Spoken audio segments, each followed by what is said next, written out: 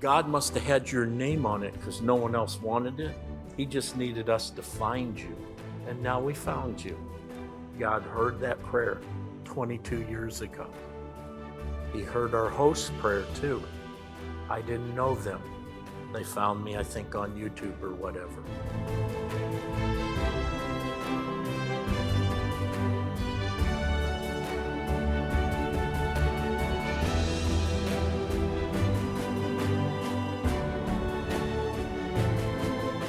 Thank you so much. You may be seated. Dr. Harman has come all the way from Indiana to be with us this evening. He has been talking about the tabernacle, building the tabernacle, teaching about the tabernacle, helping us to understand what it looked like and what it's all about. I will let him introduce himself some more, but he's done many things. He's been a prison chaplain. He's a counselor. He's done many things in his life. He likes to make it visual. And for some of us who can't imagine what it was like, 3,000 years ago, he helps. So please welcome Dr. Terry Harman.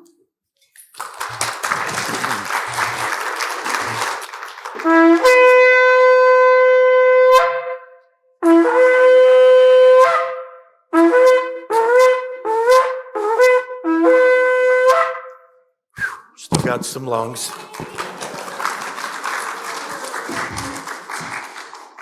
We had the veil up and it fell 3 times because it's meant to just stay up in a permanent display, and we thought we'd do all kind of things with tape, and I could be, at that moment and pull down the veil, and it just pulled down on its own, so we left it.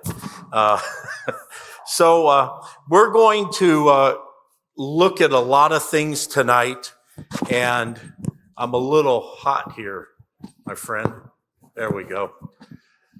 From working in the prison, I barely need a mic, so you see where I got the mic, and have to do that because of the beard makes it all scratchy. I want you to know that there are people from Thailand praying for us right now. I have friends in Haiti that are praying for us right now.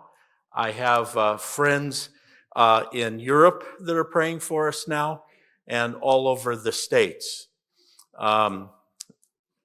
YouTube has become my friend, and I built the website, and now through the technology of WhatsApp, I get to communicate with people all around the world with many different time zones. So some of them are in church right now because it's late Sunday and they're in church and they're praying for us.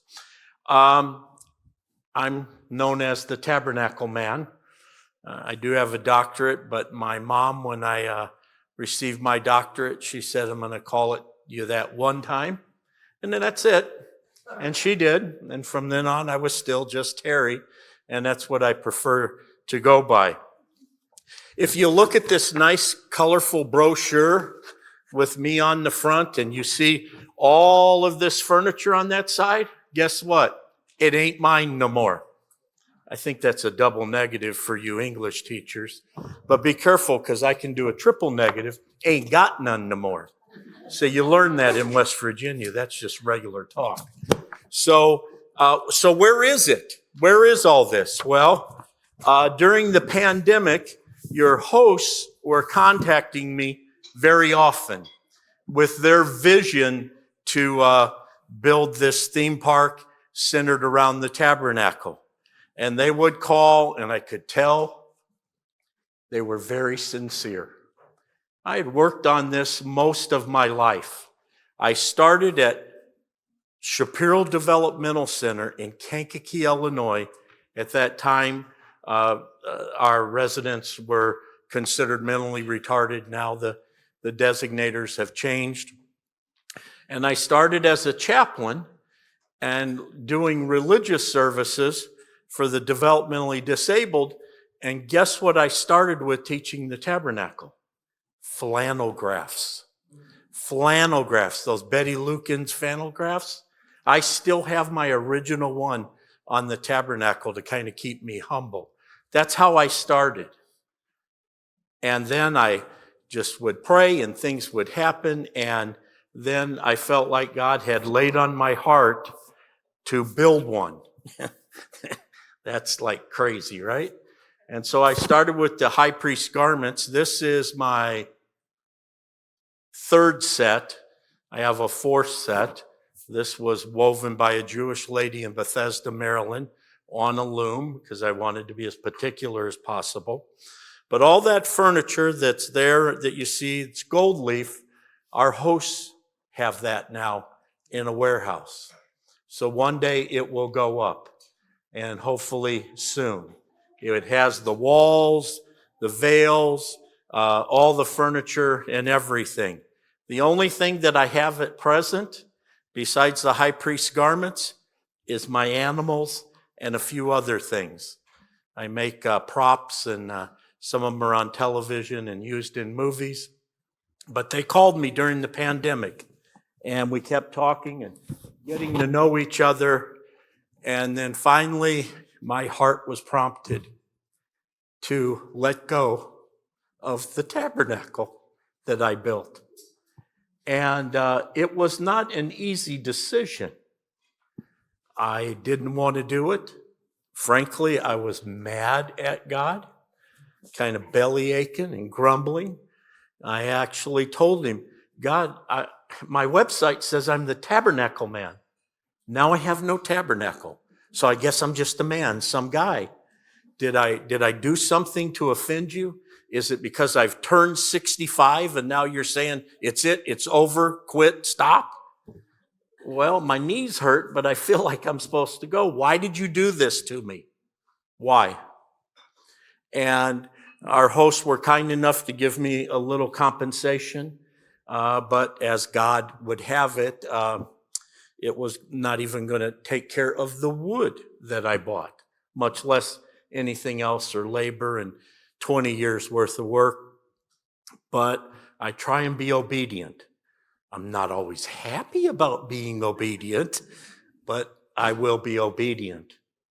And so I was in the mully grubs, and frankly, I was very depressed, wondering, what am I going to do now? I can't go through all this again. It's hard. You have to hunt for things, and what you can't make, you got to find someone that can make it. And I'm really good at some things, and I'm just no good at other things.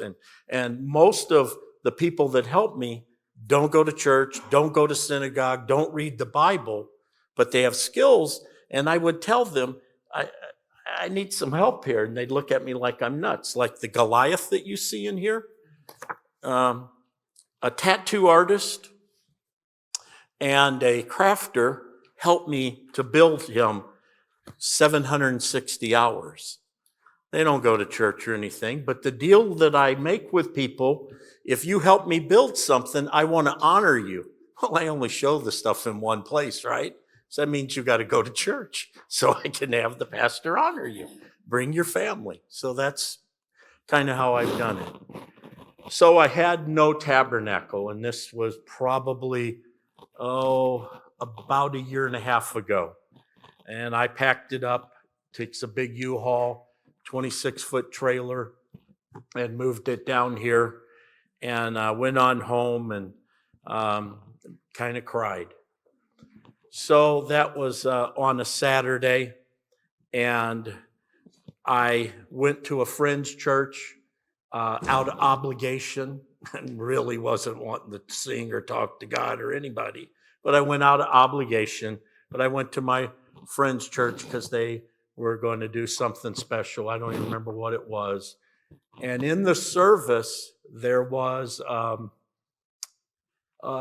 plea for a particular need, not a building or nothing, but a family. There was a need. And I'm sitting there and I'm listening, and I felt my heart prompted again. So I took a good portion of what was given to me, and they got, in that church, they got it where you can take it from your checking account, put it right in, push pay or something like that. I did it. it was not a cheerful gift. It was an obligation. I knew I was supposed to do it. There was no joy in it. It's just a transaction, okay? So the service was kind of nice, and I did what I thought I needed to, and I said, okay, God, now I have no tabernacle, and the little bit of money I had to maybe build another ark, you took that too. Thank you very much. And so I went home and ate or whatever, and I got in my Tabernacle Man email.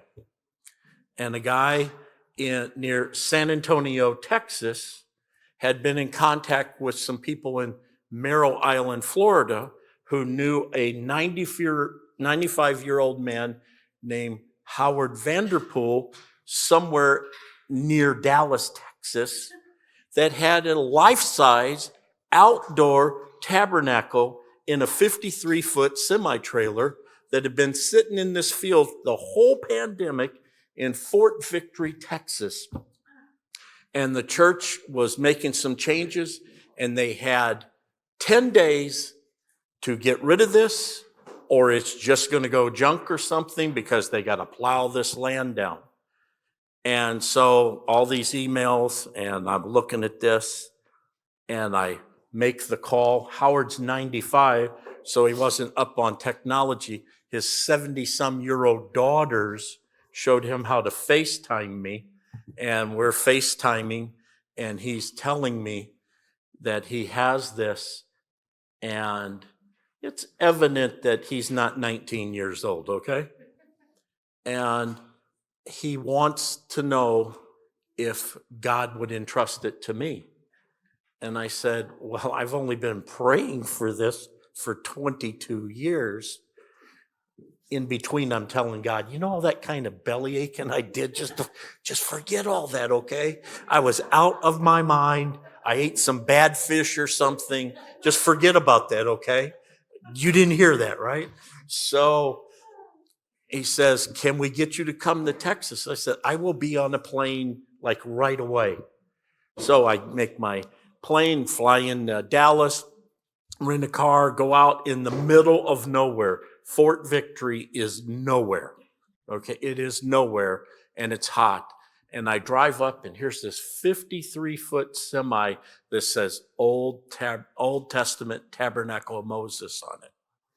So I'm being nice. I'm waiting for them to come up, and they come up in a minivan, and Howard is tall, lanky, and skinny, and moving pretty good, really, to tell you the truth. And we open the back of that semi and need a ladder to get in, and I go in it. It's very hot in Texas. And we sit down on this thing that contains the menorah. And I said, Howard, well, surely you've talked to other people.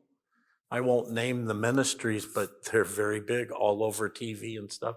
And he said, no one really knew what I was talking about. I was just, they probably thought I had lost my mind. How do you describe that you have a life-size outdoor tabernacle of Moses to somebody? It just sounds like you probably been drinking wine or something in the hot sun. And he said, you're the first one that's called back or anything, and you're here. And so we're sitting in it, and he's showing me the silver sockets. The silver sockets weigh 98 pounds each. Each wall section, which is 27 inches wide, about 6 inches thick and 15 foot tall, clocks in at almost 200 pounds, each one of those. On and on and on. All the poles, the linens, everything, And it's all in this trailer. It needs some tender, loving care. It's sat the whole pandemic. But it's structurally, it's sound. Howard told me that he and his wife would go into a town that would receive them, and they'd stay 3 or 4 months, erect this, and just put on little talks for 3 or 4 months. And he'd done it for decades. And he said, it's time for me to transfer this to someone else. and his wife is not sitting in the trailer. She's there. And I go, I don't understand this. And she goes, son, God must have had your name on it because no one else wanted it. He just needed us to find you. And now we found you.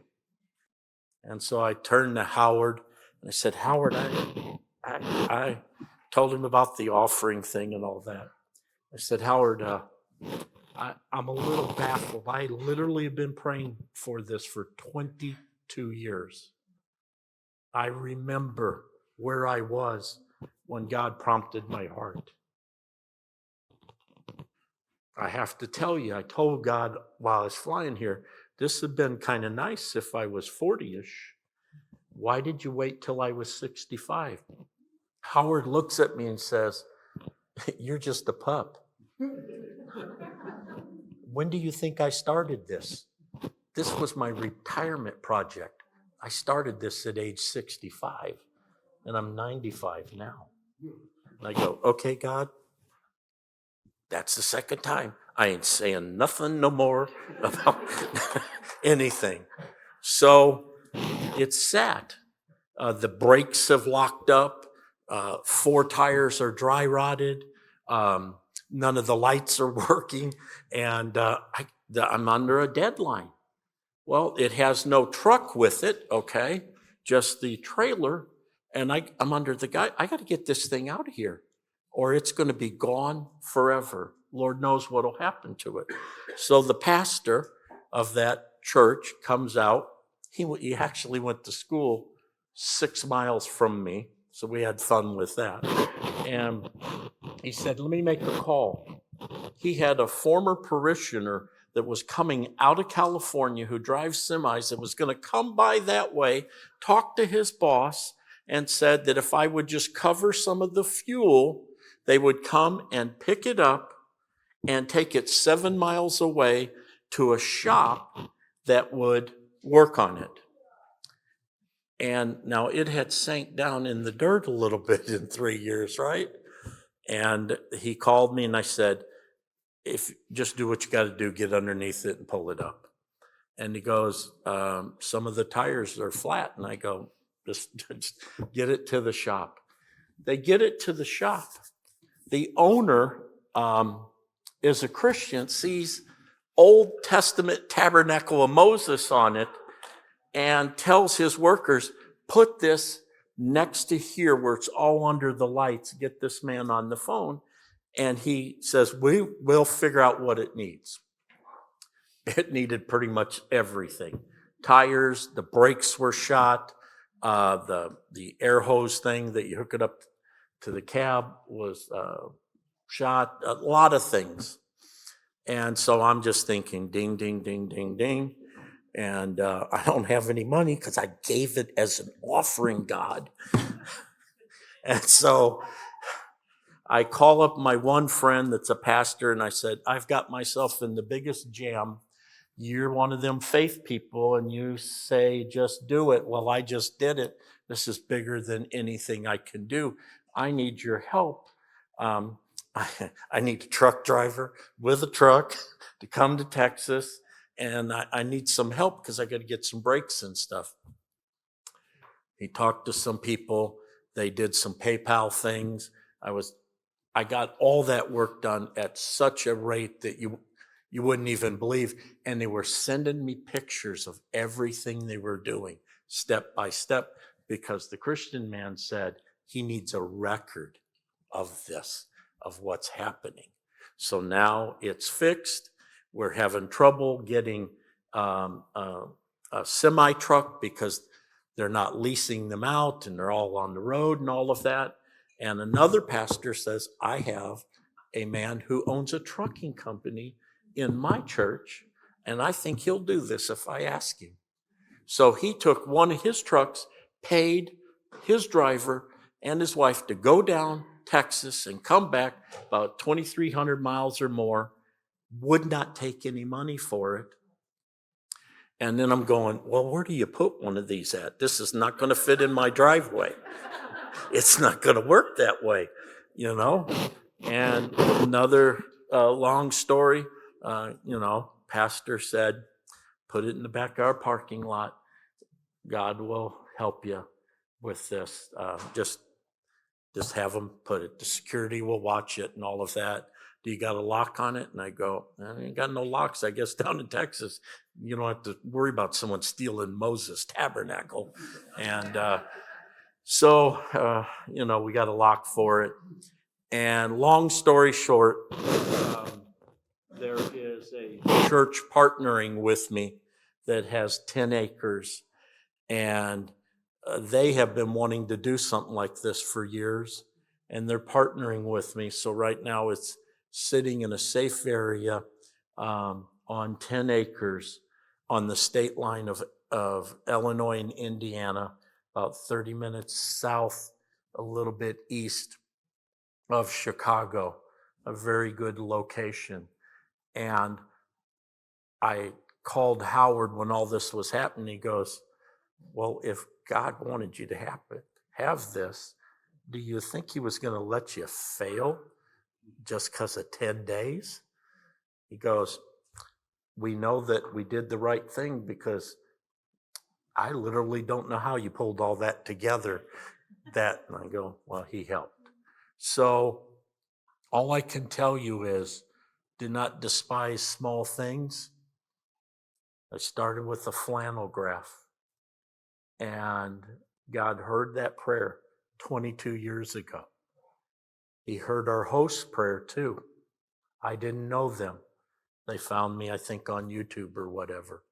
And if you just do what God tells you to do, even if you don't know how it's going to happen, you'll just be surprised at the things that can come about in your life.